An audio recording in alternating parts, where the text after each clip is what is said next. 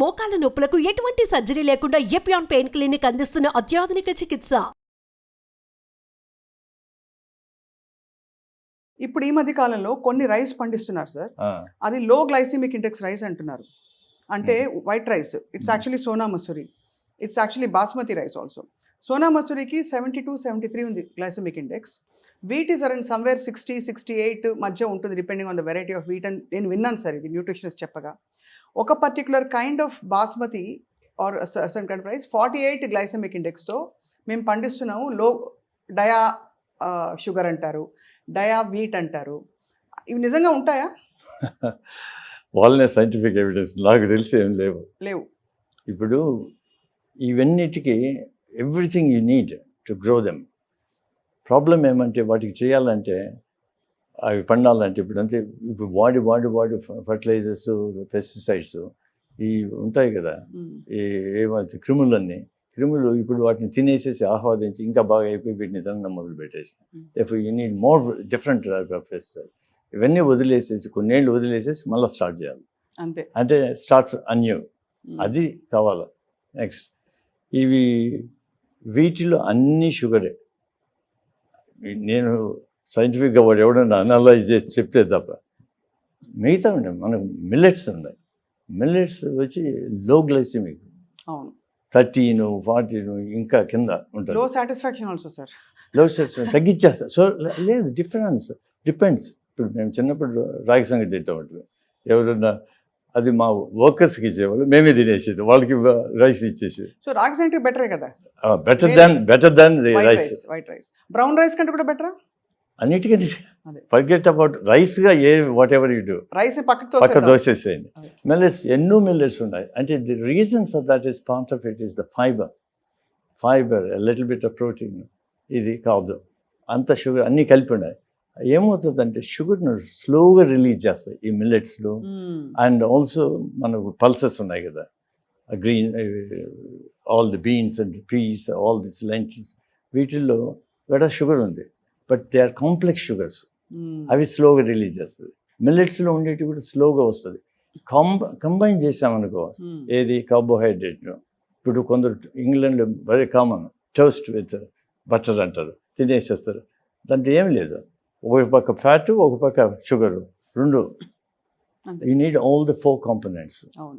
ఏది carb, fat, protein, fiber is the most important. అది forget. మనం నాణ్యతగా ఉండాలి, అత్యంత తెల్లమైన రైస్ తినేది. పాలిష్ ఎంత రిఫైన్ అయితే అంత బ్యాడ్.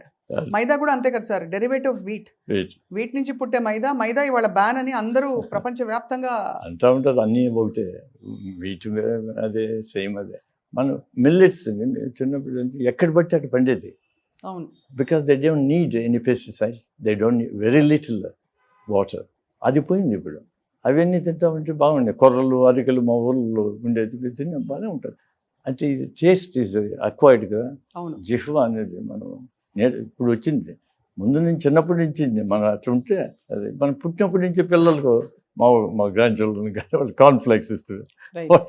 వాడు ఎందుకంటాడు, నాకు వద్దంటాడు. వేరేటి వెజిటబుల్స్ అంటే పక్కన తోసేస్తాడు. వాళ్ళ వెజిటబుల్స్ అంటే పొటాటో షుగర్, అదే స్టార్చ్, అదే కదా, అది షుగర్.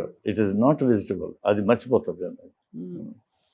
చాలా. అంటే ఇప్పుడు మరి డయాబెటీస్ అండ్ ఒబేసిటీ మీరు కలిపి, డయాబెసిటీ రెండు పక్కనే ఉంటాయని చెప్పారు కదా సార్. బాగా లావుగా ఉన్నవాళ్ళు షుగర్ లేకపోయినా కూడా షుడ్ దే వరీ, వాళ్ళు ఆందోళన పడి కొంచెం జాగ్రత్తలు తీసుకోవాలంటారా? ఇంకా అది ప్రోగ్రెషన్ ఉంటుంది కదా. అంటే వెరీ ఫ్యూ పీపుల్ వాళ్ళు డయాబెటీస్ రాకుండా పోవచ్చు, కానీ most of them ten towards that. ఎందుకంటే ఒబిసిటీ ఉంటేనే ఇన్ఫ్లమేషన్, బాడీ ఇన్ఫ్లమేషన్.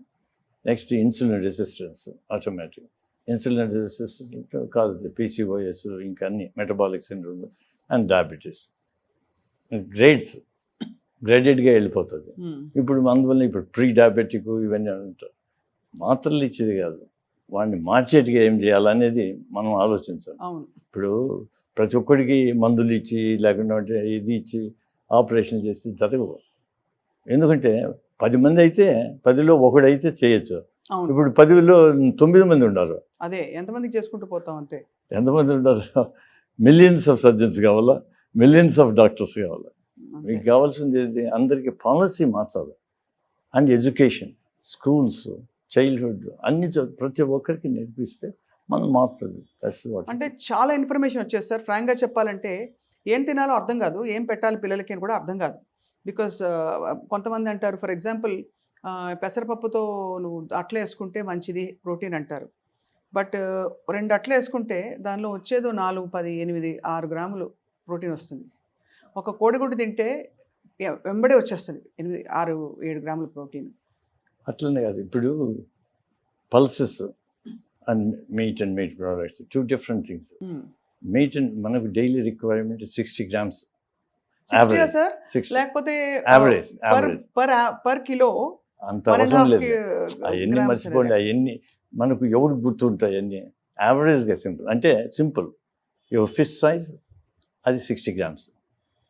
వేరే పప్పు ఇవన్నీ ఉన్నాయి కదా, వెజిటబుల్ ఆరిజిన్ ఒకటి, అవి డబుల్ ద అమౌంట్ అంతే, అంతకంటే ఏం డిఫరెన్స్ లేదు. అది ఇన్ ఏ డే. కాబట్టి మీ పెసలు అయితే ఏముండదు, పెసలు టేస్ట్ బాగుంటుంది. దాన్ని చుట్టూ ఉండే అది తీసేస్తుంటాం, ఏది దాన్ని పొట్టు తీస్తే ఎట్లా ఫైబర్ పోతుంది. ఫైబర్ అట్లే ఉండాలి. వైటమిన్ B12 కూడా పోతుంది కదా. అన్నీ పోతాయండి. ఇప్పుడు B12 అన్ని యాల్యూరాన్ లేదు రైస్లో ఉన్నాయి. అందువల్ల ఉప్పుడు బియ్యం అనేది ఉడకబెట్టేసేసి దాన్ని తీసేసి తినేవాళ్ళు. అవి బాగానే ఉన్నాయి, చాలా కొంత బెటర్ దాన్ని అట్లీస్ట్ విటమిన్స్ అన్నీ ఉన్నాయి. దీంట్లో ఏమీ లేవు, మొత్తం పోయినాయి.